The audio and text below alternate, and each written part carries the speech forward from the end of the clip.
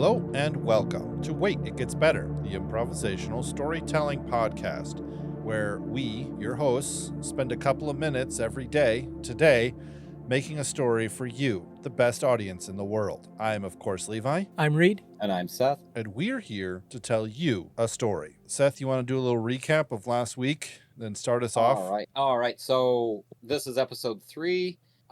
We have kind of this world set up. It's kind of like a post-apocalyptic world, but not Mad Max. You know, it's beyond that. It's something more of the image of like the world gone by. There might be a few remnants kind of hanging out, much like you might see in like the Shannara books or the Wheel of Time. Right. Where if you know what they're talking about, you can kind of, oh, it's the Texaco gas station, sign kind of thing.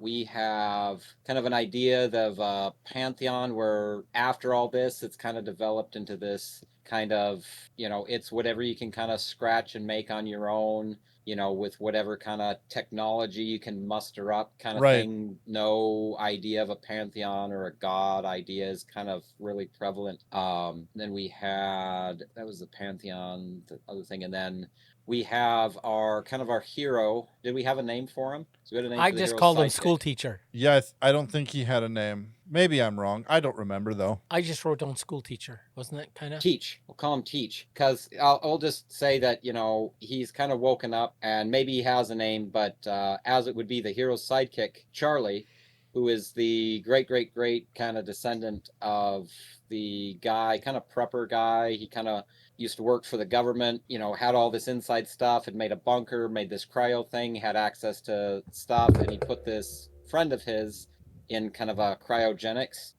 Because his friend, was like a teacher, educated guy. He also had like photographic memory. So like he could recall everything he ever read, everything he ever, categorizing information, knowing like that this kind of great calamity was coming and knew that sometime in the future, they would need someone like him to bring back just a lot of like basic knowledge and history and like books and things that would have been lost to time, later on. It could be, several hundred or 1,000 years down the line when society was ready to, get past the Mad Max stage and the scratch in the dirt stage and all of that. And so he put his friend, who, let's say he just called him Teach, which kind of annoyed his friend, but that's what he did, right? Right. And then he just kind of passed this information onto his kid, the next kid as it went on, to kind of keep the generators running, keep this facility running. And so now you have the hero's sidekick years down the road is, Charlie. And he's got like, kind of secret bases, food stash, weapon stash. They've been able to keep and find, a lot of, let's say, firearms that, no one has seen around, but, they've got, they've got goods, for the day of reckoning if they need it. And he does a lot of like, exploring, and he's got maps on like everything, over all the years that their family has kind of spread out and made this, whatever. I'm kind of elaborating on it. But anyways, our hero then has come from this older world and has now been woken up into our world now, or into this world that this story is happening. So it's kind of like that fish out of water, that, someone who might have been used to a lot of technology, a lot of, advanced stuff. And now he's in this kind of like, different world, where the knowledge and different things that he has connection to, the old satellites and stuff, because of his, implants or whatever that he had from his other days, start connecting back to the satellites and all right different nanotechnology that's kind of at rest, all around the world. There was a fighting style, kind of like a mind over, is that what it was, Reed? Kind of like a mind over matter, kind of crouching tiger, hidden dragon kind of thing. It was kind of emotion based, if I remember correctly. It was like the emotion or motion? Emotion, like the more that you sort of believed in it. Is that correct, Reed? Yeah, and it kind of had come out as an answer to this like really totally rational based society in which men's hearts had kind of grown cold, kind of cynical, like completely materialistic in explanation of everything. And this group, I think the way I said it was they rescued old virtues like courage and loyalty and honor. And they formed this a martial art, is basically martial art that depended on what could be imagined, and that's where I came up, with that image from the hidden tiger, crouching dragon. No, crouching dragon, hidden tiger. Crouching tiger, hidden dragon. Crouching tiger, hidden dragon. Yeah. And so they, it was poo-pooed by the people that trained soldiers and stuff in that time, because they were just about maximizing brute force and function over form. And here they saw this as well. They're into form, but it had a surprising functionality. Even though they approached it through beauty of form. Anyway. Yeah, no, I see that. I think that's important, because I can kind of imagine this world where who survived, who went into the bunkers, but like all of the scientists and the philosophers, right? And then coming out of that, like there was a lot of rejection of a lot of any sort of spiritual system. Right. And then in difficult times, artists they're still artists, but they tend to not flourish as much because it's difficult to flourish in difficult times as an artist. And so like a world that's lost a lot of its appreciation for systems. And I think one of the interesting things was that the Pantheon was the fact that there was no Pantheon. Right. Right. People had sort of decided to be done with the idea of a Pantheon. Yes. And so how do they get their soldiers to stay in line? They use like obscene amounts of narcotics, because they can't motivate their soldiers to do what they say. So they're stuck with just brainwashing people to fight for them, and then you have this kind of martial art spurring up from people in seclusion, and they're all about the beauty and the form of it. And it kind of disassembles. It is effortless. Like one person using this fighting style can fight off 10, 15, 20 people coming who are like just brainwashed to kill. Mm-hmm. Right. And so that is how the bad guys have been winning, is by just having, 40-1. So if we see, 2 of these martial art users and we want to take them out, we send 80 guys. And they're just going to churn through our guys. They're just going to kill 20 each of them is going to kill 20 of our guys, but we're going to like overwhelm them. That's how the fighting has been going on. So it's like the disparity is like really great, but the bad guys are clearly bad because they're literally using like drugs and like hypnosis and things like that to brainwash people, to turn them into these soldiers to fight against these people who are using this fighting style that Reed was talking about. Anyways, that's not my story element.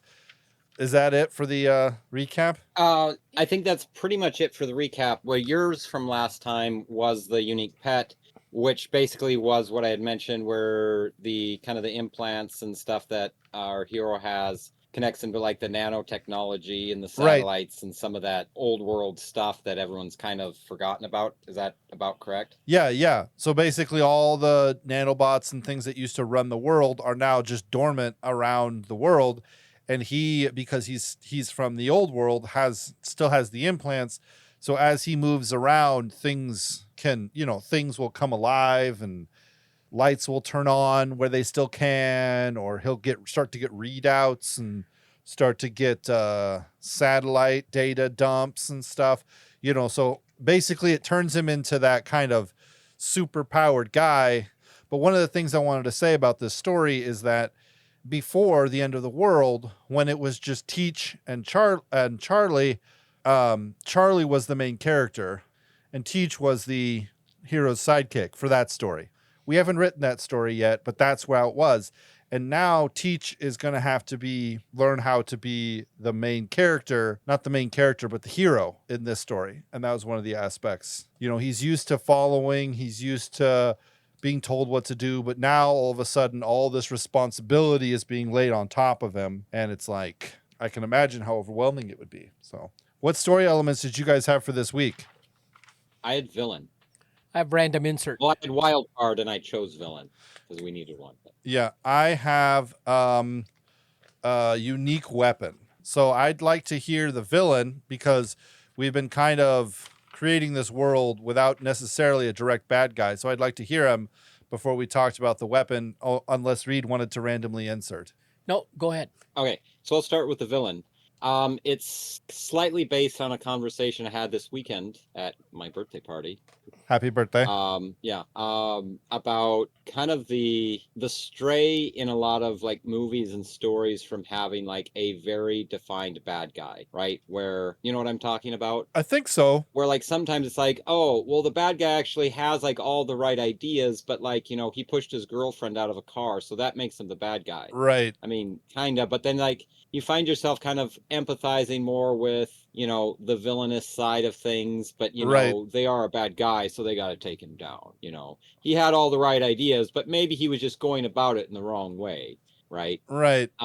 Where it's like that defined, like, no, I'm the bad guy. I want to control people. I want to kill as many people as possible. I just love, you know, not me, but, you know, a bad guy that's just evil, right? Kind of a bad guy, right? Absolutely. So not a Wreck-It Ralph. Not like no. Wreck-It Ralph was, well, just because I'm the bad guy doesn't mean I'm a bad guy. No, I'm sorry. That was my favorite line from Wreck-It Ralph. Yeah, so and part of that, so anyways, we have, I don't know, I'm not Tyrone. Does it sound like a bad guy name? Sorry to anyone named Tyrone. I'm not trying to pick on you. Does that sound When I hear Tyrone, I think of a guy with like brass knuckles. Okay, cool. That's kind of what I thought too. So again, anyone named Tyrone listen to this, my apologies, but hey, you know, I didn't name you.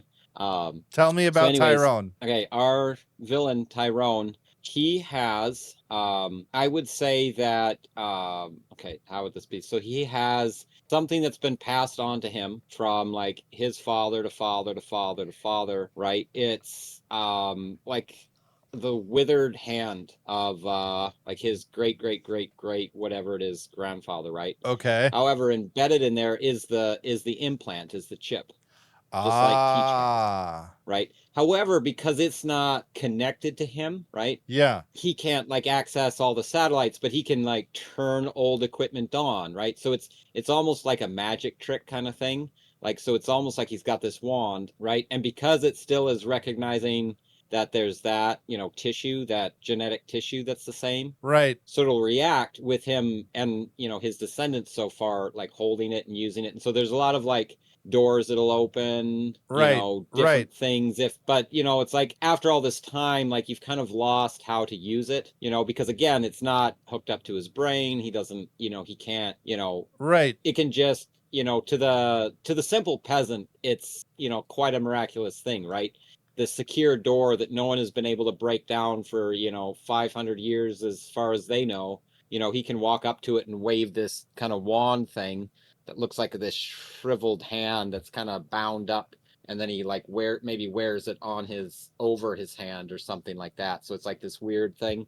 Yeah. And so like he can put his hand on like this like old bit of machinery and it'll like start up, and maybe if it's a weapon it might work and like shoot this laser blast or something. Right. And so he's kind of got an array of things that, you know, to the common peasantry of the day, you know, is pretty spectacular. And I think one of the things we set up was that kind of in this post world, some of the old big cities have become kind of these concrete jungles, right? And so he has set up shop, you know, instead of just being like the Mad Max kind of like lord of, you know, whoever he can kind of bully around. He's doing that, but he's setting up kind of a like rebuilding part of the city. You know, like maybe he's found the old university or one of the old like stone built buildings, and he's getting it like fixed up and making like his own like Taj Mahal, where he is then kind of sending his goons, sending his people out into the countryside. Because like Bug's Life came up with this, you know, which then is like, you know, Samurai 7, Magnificent 7, you know, that whole bit. And so his idea is literally to have like, he's like, I don't know if that would be like narcissistic, pinning control over these kind of sub communities to grow food, to simply give it all to him, to bring it into his like Taj Mahal, like rebuild with all this like super tech that he's got going on here, to come in and out and basically setting himself up as like a god figure, right? Where you know, they answer to him simply for the fact that he just loves people groveling to him. A warlord. A true like warlord. Yeah, just cruel for the sake of cruel, so that everyone else watching knows that could be them. Absolutely. So like you said, whereas Brass Knuckles, what was it? Bad Leroy Brown, right? No, that's the other one. Slim. No, Jim. Don't mess around with Jim. He's got a 32 gun in his pocket and a razor just for fun. Mm-hmm. You might know that one, Reed. Oh yeah, Jim Croce. Anyways, just a bad dude, and just that gets his kicks. Going out, making all these little kind of sub communities, giving him just an amount of like I'm the big bad guy around here, and someone bigger and worse than me could come in and hurt you. But thanks to me, that whole bit. Yeah. Kicks the peasants around a little bit. Keeps them isolated in these kind of little things where they feel like they have to like make all the food and all these grand things to come and present to him at the palace. And he's just kind of starting to grow his empire into this thing as he can get more of these little communities kind of subserviated under his iron fist. So there's our villain, just a bad dude named Tyrone. I like it. I have this sort of image of the fact that he is learned, right? So he's more, because of this, the preservation of this, because I'm guessing his father also had this hand, and his father before him, and his father before him, and his, back and back and back, whatever, 500, 1,000 years, however long it's been.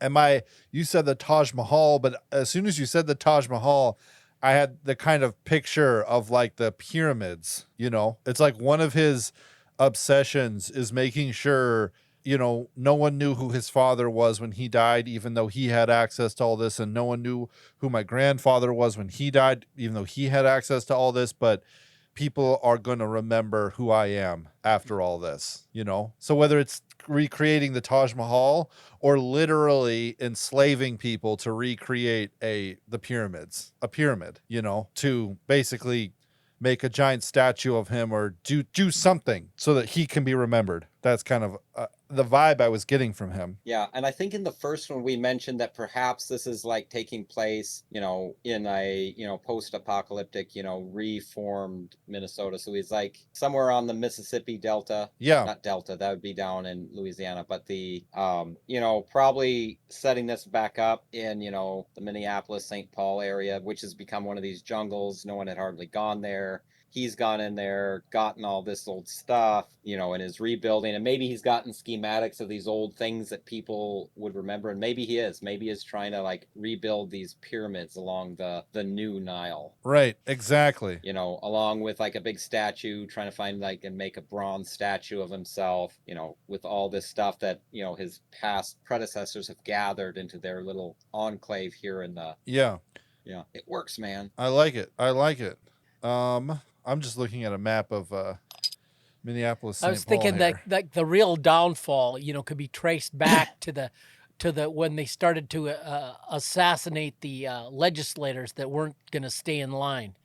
Oh wait, that's today. No, that was yesterday. Yesterday. Reed. Oh, okay. Yeah, that was yesterday.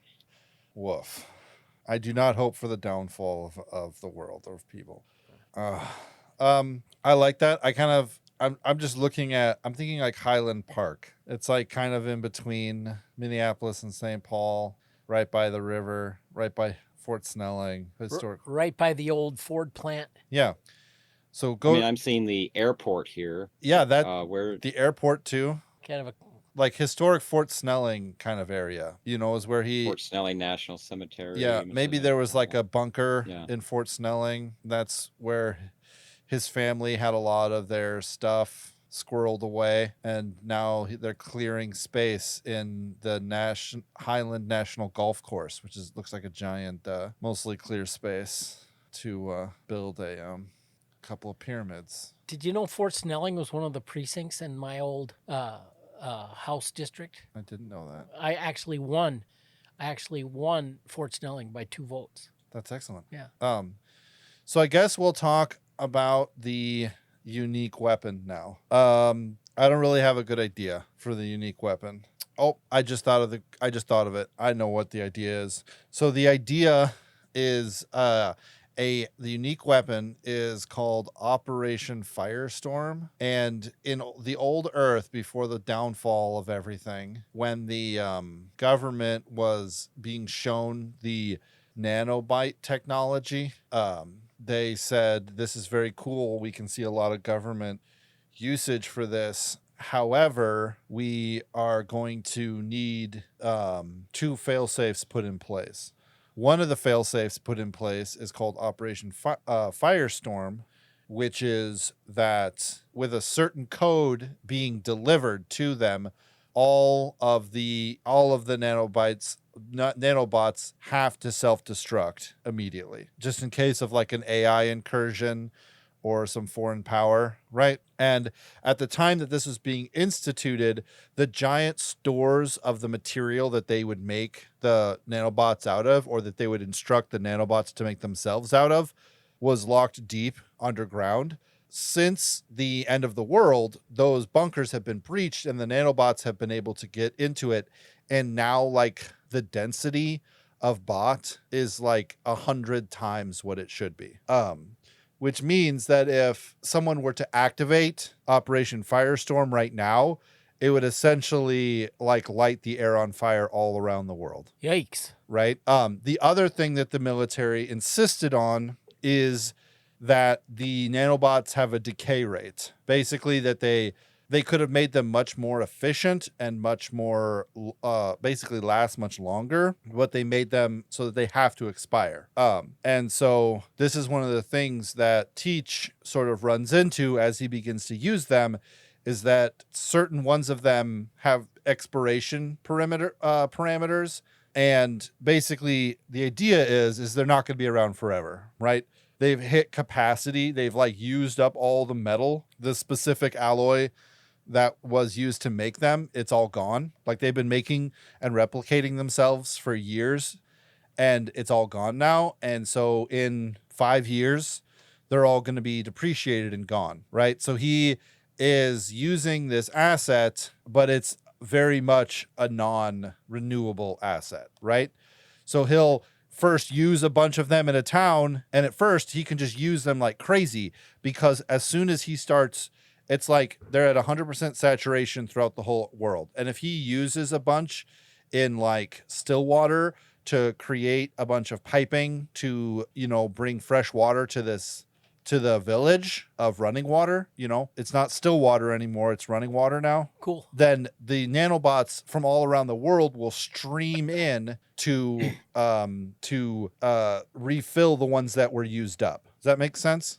Because when he makes the nanobots, he can either have the nanobots like repair, like pick up iron or copper and bring it over to where there's a copper pipe and repair it, or he can instruct the nanobots to become the pipe, and then they kind of go to where the pipe is and they lock down, and then they like die. They like self-destruct, but they become the thing. Be like inert. They just, yeah. Yeah, there's no way to turn them back on, though. It's not like you're doing this for a little bit, So he can actually do things like create a circuit board, but then after he's done, this is one of the properties of this metal that they use to make them, and why they, it's special. It needs to be created and crafted, and the way to do it, it's lost. And so at first, when he does this, it's like, oh, it's infinite. They're just like streaming in. But the more he does it, the longer it takes for the bots to reach a saturation level that's, so when he first, the idea is that when he first uses it, it's like insanely powerful. And then it kind of starts to drop off, and then he learns what it is, and then he kind of, this is his character arc as he stops using it and does more of the fighting style that Reed was talking about. He relies on them less. And then my idea being, at the last fight, he spends a couple of hours calling all of them to himself. And so at this last fight, he has like insane power. He can just like touch a door and it just disappears, because he's got, at this point, all of them like on his skin. And so like bullets are just bouncing off of him, and, millions of them are dying as the bullet hits him, because they're all like streaming forward to catch the bullet and slow it down and break it apart. And so by the time it hits him, it's nothing. But it's like this character arc where he thinks he's really powerful, and then he realizes it, and so he stops using it. And then at the end, he uses it in conjunction with the fighting style. And it's like, this is how it was supposed to be.